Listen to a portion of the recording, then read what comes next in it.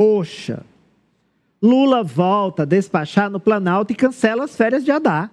Presidente convida chefes dos poderes para ato do 8 de janeiro. Vamos lá, Raniele. Exatamente. A agenda do presidente da República começou cedo e sua segunda agenda foi com o ministro da Fazenda, Fernando Haddad, aqui no Palácio do Planalto, que teve de cancelar as férias. Ele só voltaria, teoricamente, no dia 21 de janeiro, mas foi chamado por Lula.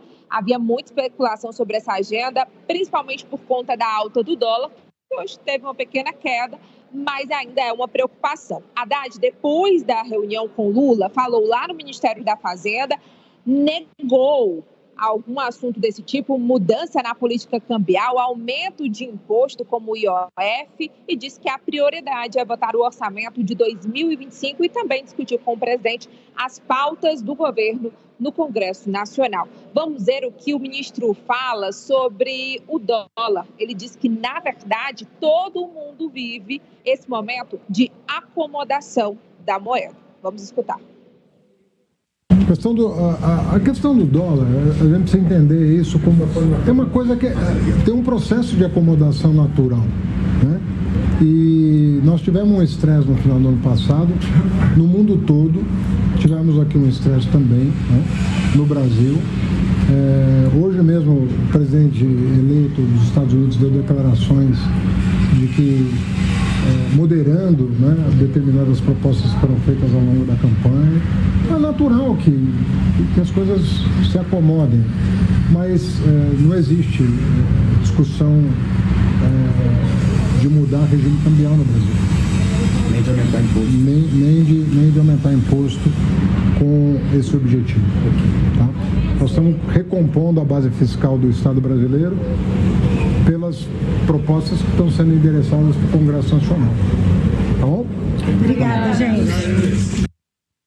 Olha, Amadeu, esse ano ainda não, mas no ano passado a gente lembra, foram 23 bilhões de dólares que o governo brasileiro usou ali de suas reservas para tentar fazer com que ficasse mais confortável a situação em relação ao dólar. E agora, falando sobre a outra parte que você chamou, sobre o ato do 8 de janeiro, vai ser aqui, depois de amanhã, primeiro no Palácio do Planalto, em 3 momentos, com a entrega de 21 obras, incluindo o relógio que foi trazido para o Brasil por Dom João VI, presente da corte francesa, e depois, e também a obra do Di Cavalcanti, As Mulatas, e depois, lá na Praça dos Três Poderes, ele convidou os presidentes da Câmara, do Senado e do STF, vai ter um abraço à democracia, o PT, o partido do presidente, também está organizando, e eles vão reforçar ali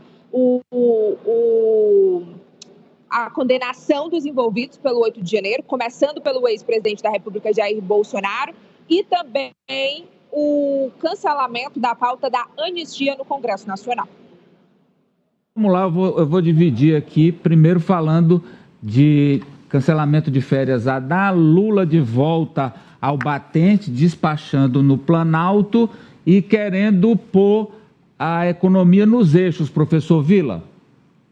Isso é fundamental, porque, como eu disse anteriormente, Amadeu, o ano não começa político depois do Carnaval, ou depois da eleição da mesa diretora, das novas mesas diretoras da Câmara dos Deputados e do Senado, no início de fevereiro, não. O ano começou imediatamente, tem demandas econômicas, como a própria Ranieri destacou, extremamente, urgência urgentíssima. Daí a necessidade do presidente, até ter falado com o ministro da Fazenda, para deixar de lado as férias, em outro momento certamente não faltará ocasião para tal. Agora, é preciso, nessas circunstâncias de estabilidade política, eu insisto, no presidencialismo, especialmente no presidencialismo brasileiro, a fala do presidente da República. É muito importante que o ministro da Fazenda fale do planejamento, um pouco ausente, inclusive, nessa discussão, registre-se, né?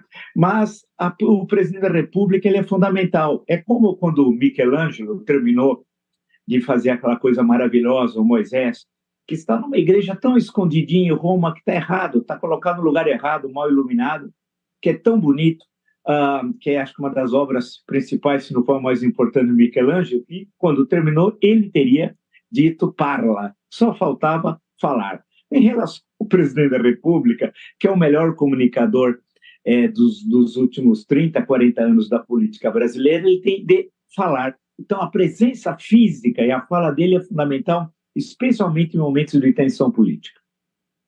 Falar sobre esse ato do 8 de janeiro, e eu começo, inclusive, com uma pesquisa que foi divulgada hoje pelo Instituto Quest. Vamos ver aí os números. Pode ir direto para os números, Nájila, por favor. A gente começa com a ficha técnica aí dos números da pesquisa Quest, feita em todo o Brasil. Vamos lá. A primeira pergunta, a gente separou 2 recortes dessa pesquisa Quest, sondando a temperatura do brasileiro com relação ao 8 de janeiro. Vamos lá? Muito bem. A primeira questão, a outra, não tem a outra? Temos a outra? Essa aí seria depois. Eu queria começar com outro questionamento. Pronto. É isso aí. Como é que hoje, 2 anos depois, a população brasileira se manifesta sobre o vandalismo do 8 de janeiro? Ari. Bem, entre todos os ouvidos, 86% desaprovam os atos contra a democracia no dia 8 de janeiro. Entre os eleitores de Lula, esse número é maior, 88% desaprovam. E entre os eleitores de Bolsonaro, o número é menor, 85% desaprovam. Muito bem, os números do eleitor brasileiro sobre o que vimos, né? Tentativa de golpe de Estado, depredação dos 3 poderes em 8 de janeiro de 2023. Agora, participação ou não do ex-presidente, Ari? Dos eleitores totais, de todos que foram ouvidos, metade, 50%, diz que sim, Bolsonaro influenciou nos ataques aos poderes. Entre os eleitores de Lula, 55% disseram que ele influenciou, Bolsonaro influenciou nos ataques. E entre os eleitores do próprio Bolsonaro, só 37% disseram que sim, ele influenciou nos ataques do 8 de janeiro. Ari, você falou só, mas eu quero lembrar que esse número aumentou. Há um ano, 17% entre os bolsonaristas acreditavam na participação e influência dele. Agora esse número subiu 20%, são 37%.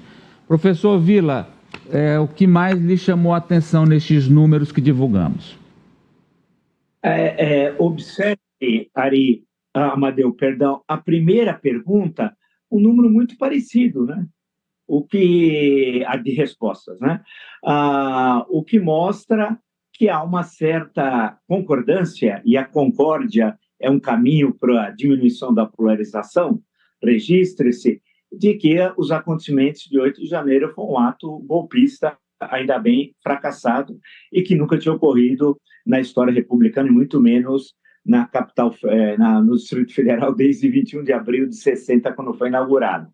Por outro lado, a segunda questão reforça aquilo que, mais ou menos, todo mundo sabe. Há uma identificação maior da responsabilização do Bolsonaro por eleitores do Lula do que por eleitores do Bolsonaro. E eu torço, por fim, para que as ações, as atividades que vão ter no próximo dia 8, quarta-feira, sejam plurais, ou seja, não seja do PT, que é bom lembrar que o governo não é do PT, e o Lula só foi eleito pela 3ª vez presidente do Brasil com eleitores que não eram do PT, não pode se esquecer, 50,9 vezes 49,1, eleição super disputada. Então, essa é uma questão suprapartidária e deve ser convidado todos, não só o chefe de todos os poderes, né, do judiciário, do legislativo, assim como do executivo, mas todos os partidos políticos comprometidos com a democracia, com a Constituição de 1988. Só acrescentar, professor Vila, não só nessa eleição de 22, na eleição de 2002 e na eleição de 2006, também Lula não se elegeu só com os votos do PT. Ao contrário, ele foi aquele que conseguiu ciscar para dentro abraçar o eleitorado ao centro e até centro-direita. E por isso se tornou um presidente da conciliação nas vezes em que venceu a eleição para presidente do Brasil, inclusive agora na terceira vez, correto? Não, perfeito. E lembrar que ele venceu as 3 eleições no segundo turno. E, na prática, ele é o único caso que venceu 5, porque em 2010 foi ele, né? E em 2014 também foi ele. Convenhamos, a Dilma não seria eleita síndica, né? Se não fosse a figura do Lula, que é uma figura, uma das mais, se não for a mais carismática da história republicana, né? Ari. Amadeu, eu queria chamar o índice dos 37%, porque esse índice de 37%, eu faço um alerta aqui. Infelizmente, a pergunta ela traz um resultado quantitativo, não qualitativo. Então, 37% dos eleitores de Bolsonaro disseram que ele influenciou nos atos. Mas não foi perguntado a esses 37% se eles concordam com os atos e com a influência de Bolsonaro, se eles avaliam positivo ou negativamente. E aqui, com a minha experiência de acompanhar pelas redes sociais, pelas bolhas da extrema-direita, pelos grupos de WhatsApp, que eu estou em vários, de esquerda, de centro, de direita, de dizer que, infelizmente, daqueles 37%, se você fosse perguntar se concordam ou não, uma parte concordaria, aplaudiria e ainda acrescentaria. Ainda bem que ele apoiou. Então, eu acho que essa vigilância, discordando aqui do ex-vice-presidente Mourão, atual senador, esse evento do dia 8, ele é essencial. Porque ele disse que era bobagem, né? Que era um evento para tratar do nada para o coisa nenhuma, já que não houve tentativa de golpe na avaliação do general Mourão. Eu acho que não, que esse evento de quarta-feira ele se reveste de uma importância cada vez maior e é preciso resgatar aqui um verso, né, muito conhecido da década de 1960, é preciso estar atento e forte. Pois não, França? Olha, Amadeu, esse número de pessoas que não condenam o que aconteceu no dia 8 de janeiro, eu considero ainda muito alto. Porque 14% dos entrevistados apontaram que não condenam esses atos criminosos que aconteceram no dia 8 de janeiro, um atentado contra a nossa democracia. Então, por isso que é muito importante lembrar sempre a sociedade brasileira do que aconteceu. Então, esse ato que vai ocorrer em lembrança do 8 de janeiro é essencial para que essa memória se mantenha viva e ativa. Porque o brasileiro esquece muito rápido das coisas, Amadeu, e 14% não é um número pequeno. Se converter isso para a população brasileira, são mais de 30 milhões de pessoas que não condenaram o que foi visto em 8 de janeiro. E ao não condenar, concordam. Concordam. E imagino eu, fariam parte, se pudessem, dessas transgressões que estamos vendo aí repetidamente nas imagens. Amarra para nós, Marta. E um número de 50%, como foi apontado na pesquisa, que não consideram que Bolsonaro influenciou. Eu acho esse número também muito preocupante, porque a gente, além de todo o esquecimento que o França apontou que normalmente acontece no imaginário das pessoas, ainda tem essa parcela da população que não procura se informar, porque a gente já está num processo de investigação da própria Polícia Federal que aponta, que mostra, que prova indícios claros do envolvimento do ex-presidente Jair Bolsonaro, da ciência dele, pelo menos, de tudo isso que estava acontecendo. Então, é muito complicado a gente avaliar isso, tendo em vista a possibilidade de as pessoas não estarem nem se informando da maneira correta, da maneira como deveriam e como é apontado pela própria Polícia Federal. São provas, são fatos que estão ali a público, que estão sendo divulgados, claro, aos poucos, mas que a gente já tem muita coisa para ter a certeza de que havia sim um envolvimento dele, mas 50% da população ainda insiste em dizer que não teve influência, que não teve envolvimento. Então, é muito complicado entender o que é que se passa na cabeça do brasileiro. A gente não sabe se é por opção ou se é por falta realmente de conhecimento. Vamos agora com a manchete do professor Vila, que é a sequência dos fatos relativos a essa tentativa de golpe, que é justamente